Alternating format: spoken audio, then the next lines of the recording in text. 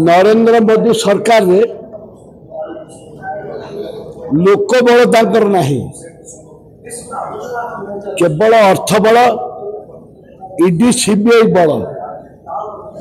ये जो ED CBI जो माने कांग्रेस दल पर काम करती, लोकों पर काम करती, जे गरीब खटिकिया काम करती,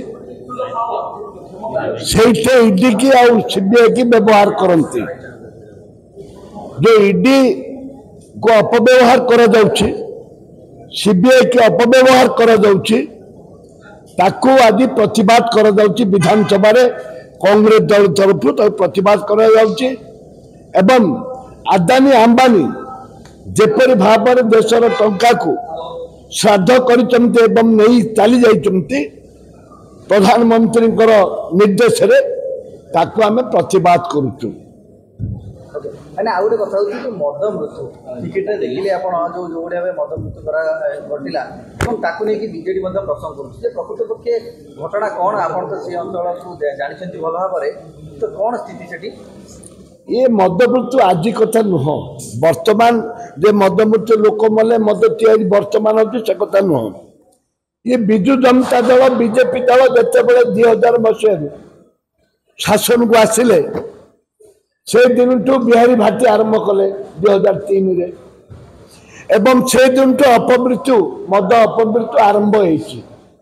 विजु जनता दल बीजेपी दल 2003